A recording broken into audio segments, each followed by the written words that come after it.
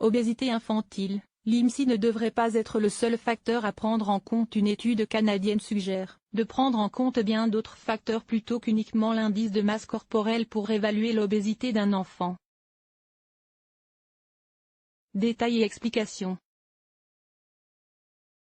La presse se fait parfois l'écho de ces mères et pères de famille choqués d'apprendre que, au regard de son indice de masse corporelle, IMSI, leur enfant est obèse, alors qu'il semble avoir une corpulence correcte et ne présente aucun problème de santé. Et l'inverse survient aussi, un enfant à l'IMSI normal n'est souvent pas considéré comme obèse alors qu'il devrait l'être par ses autres problèmes de santé.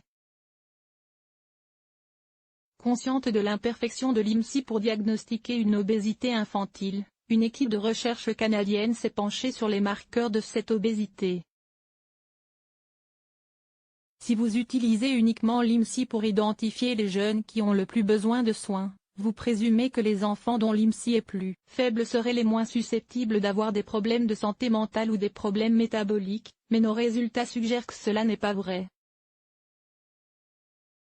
Cette étude suggère que l'utilisation d'un système de stadification clinique, qui évalue la santé de l'enfant et pas seulement l'IMSI, est probablement la meilleure approche, a résumé Catherine Morrison, auteure principale de l'étude et professeure au sein du département de pédiatrie de l'Université McMaster, Canada.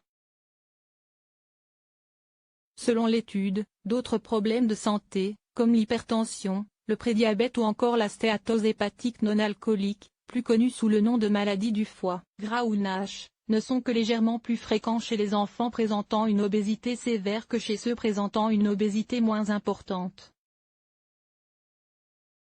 Pourtant, les 2/3 des enfants canadiens inscrits à des programmes de gestion du poids sont diagnostiqués comme atteints d'obésité sévère uniquement sur la base de leur IMSI.